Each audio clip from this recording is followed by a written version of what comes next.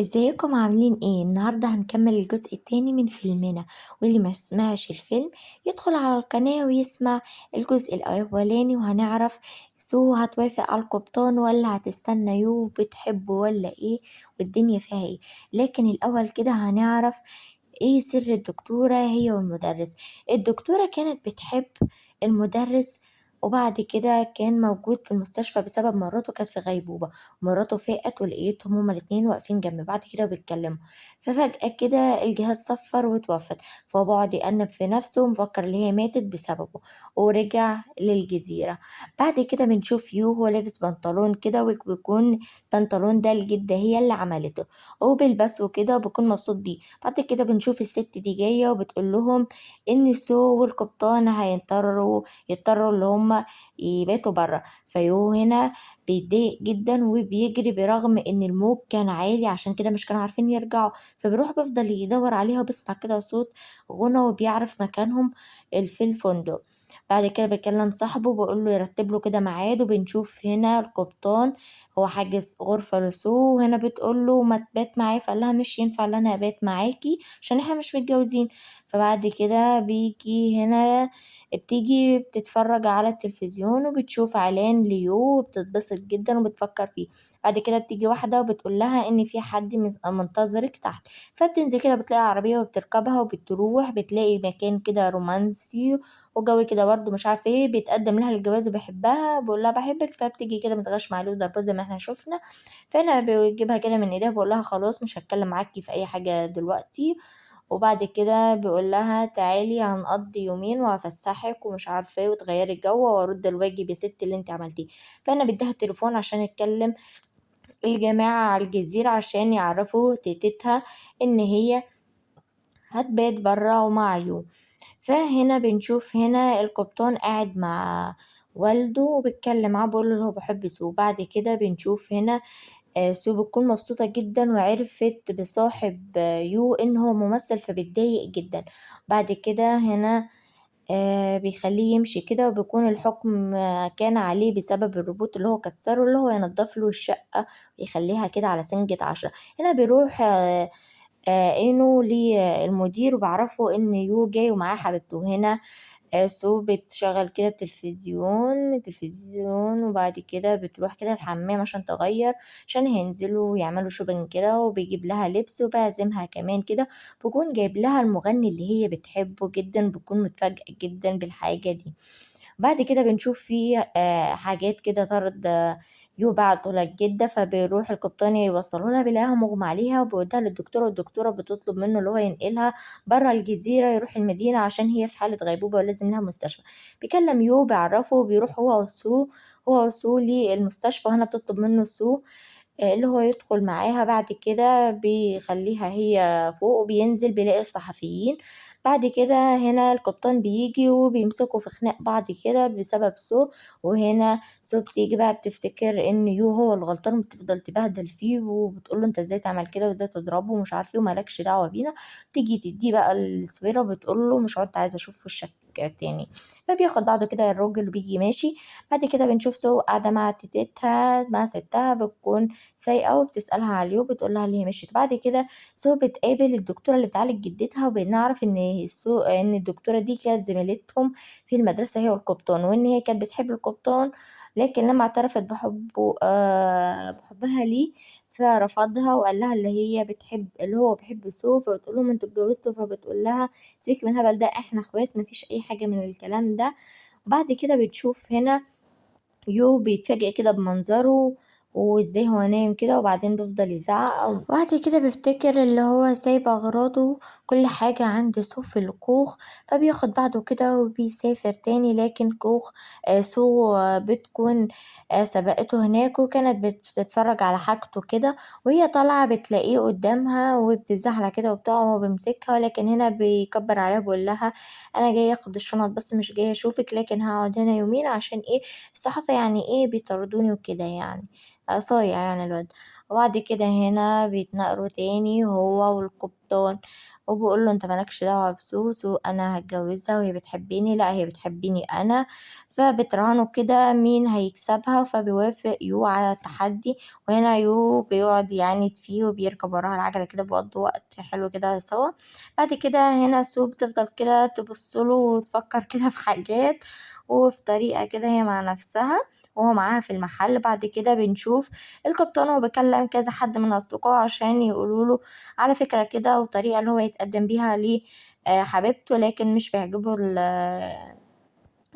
الطريقة. فهنا والده بيقوله على فكرة، بيقوله بصلها كده في عينيها وتقدم لها، فبرضه مش بتعجبه الفكرة. فهنا بتروح كده وبتتخض من المنظر، فبتلاقي يو هو والجماعة دول عاملين ماسك كده. بعد كده في حد بيجي بيقول لهم إن في عريس متقدم لسو، بيشوفوا كده الصورة ويو طبعا بيكون متضايق جدا. بعد كده بنشوف يو قاعد في أوضة سو، وهنا بيعزف على الجيتار. فهنا سو بتكون قاعدة وبتسمعه، لكن بتعمل صوت فبتحاول كده تقلد صوت القطة عشان مش يعرف.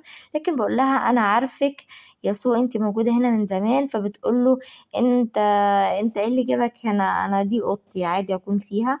بعد كده بيقول لها على فكرة الجيتار ده في حاجة كام حاجة كده عايزة تتصلح، بيحاول يصلحوا لها. وهنا مامته بتكون بتشتغل في محل بتطلع كده الزبالة، لكن في مصور بيصورها.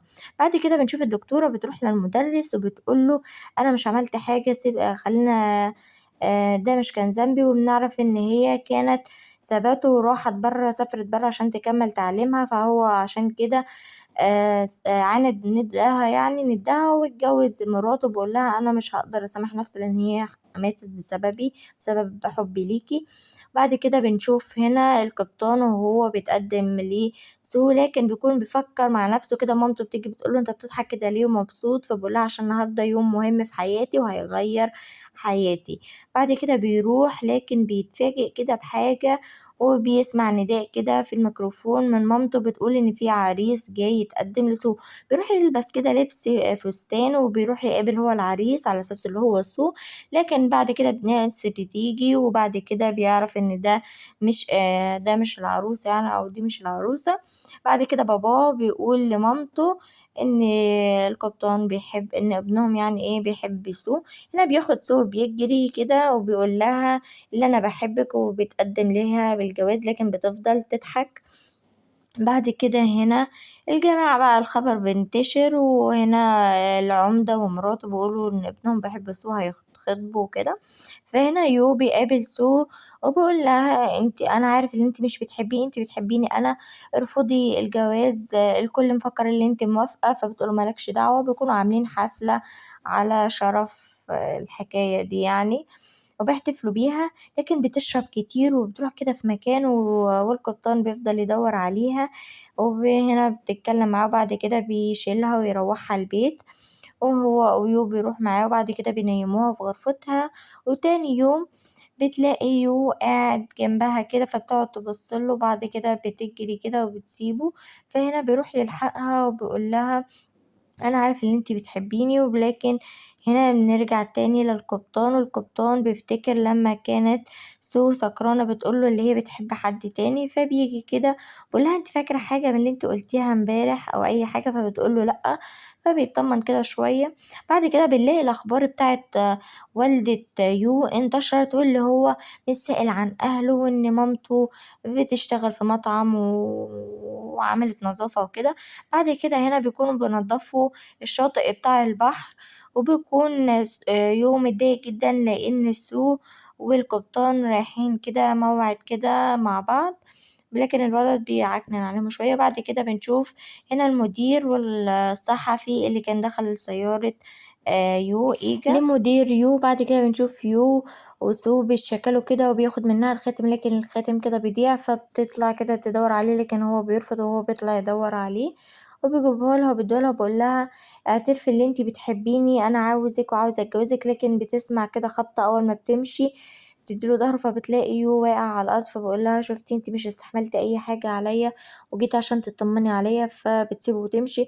بعد كده بنشوف الصحفي، والصحفي هنا بيقول له أنا عارف اللي أنت خدت الكاميرا بتاعتي وكسرتها عشان مش هانشر الحقيقة عن يو، لكن هنا مدير يو بيقول له عن قصة والدته، وإن قد إيه هو عانى، وإن والدته كذا مرة اتجوزت حد غير باباه، واللي هو كان بيهتم بيها لكن مش بيهتم ليه كلامه.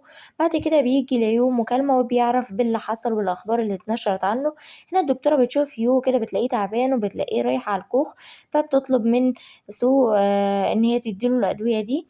بعد كده بنشوف هنا العمدة جاي لسو بيدّيها كده الفلوس، وبيقول لها الظرف ده من والدِك. بعد كده بنشوف هنا سو وهي بتهتم بيو، وهنا بيقول لها اللي هو بيحبِّك، اللي أنا باحبِّك، واللي أنا عاوزِك تفضلي جنبي وأنا هاكون كويس. فبتقول له أنت لازم تمشي من هنا وتشوف حد غيري. فهنا بتشوف مامته الأخبار وبتعرف كل حاجة، وبتطلب الصحافة وبتعمل لقاء صحفي، وبتقول لهم إن يو ما يعرفش أي حاجة عنها وعن شغلها، وإن هو كان مأمن لها حياتها وكمان بيتها ومصاري، لكن كانت متجوزة حد تاني يعني غير باباه، وسرق كل حاجة منها. وبعد كده بنشوف يو بيروح ليها وبيقول لها عاجبك كده، هو كل دلوقتي بيبصلي بشفقة بسببك وبسبب اللي انت عملتيه في نفسك. بعد كده بنشوف هنا المدير وصاحبه الممثل بيكونوا رايحين كده ليو على الجزيرة، لكن مش بيلاقوه، مش بيكونوا عارفين اللي هو رجع. فبيطلب كده من سو إن هو يكتب لها رقمه ورقم يو عشان لو عايزة حاجة. وبيبصوا كمان على المكان اللي يو كان نايم فيه والمكان اللي عايش فيه، فبيستغرب جدًا إزاي هو كان عايش هنا. بعد كده بنشوف يو العربية بتاعته بتكون عطلت كده الكاوتش، فبيقرر اللي هو يروح فندق. وبعد كده بنشوف هنا سو وبيكون القبطان بيراقبها كده وبيشوفها وهي بتتصل على يو، لكن ما بترضاش ترد عليه وبتمشي. بعد كده هنا بيرن تاني، فهو بيرد وبيقول له اللي أنا كنت عاوزة أطمن عليك بس، مش بجيب له سيرة سو إن هي رنت عليه خالص. بعد كده بيروح لسو بيطمنها على يو وبيقول لها اللي هو بخير. بعد كده بنشوفهم كده لابسين اللبس ده، وبيكون في حفلة زفاف لحد من الجزيرة بيكون عاملها في فندق، وبيكونوا هما رايحين. وبعد كده بنشوف يو بيكون في الفندق ده وبيعرف إن في حفلة زفاف، فبيطلب من الاستقبال اللي هما يلغوا حفلة الزفاف لأنه مش عايز إزعاج، لكن بيرفضوا. بعد كده بنشوف هنا سو وهي واخدة لبس فستان العروس، وهنا بيجهز لها الحفلة، العريس عاملها لها مفاجأة. بعد كده هنا بيطلبوا من سو والقبطان اللي هما يتصوروا صورة كده بمناسبة خطوبتهم. فهنا يو بيشوفهم كده بالصدفة وبيفتكر إن دي مراسم جوازهم، وبيتصدم وبيسيب الفندق وبيمشي.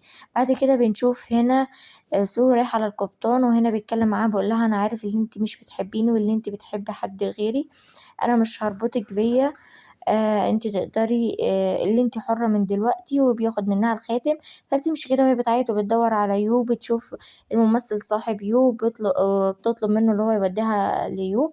فهنا بيكلمه بيقول له في حاجة ضروري، لكن مش بيكمل الكلام وبيقفل كده المكالمة.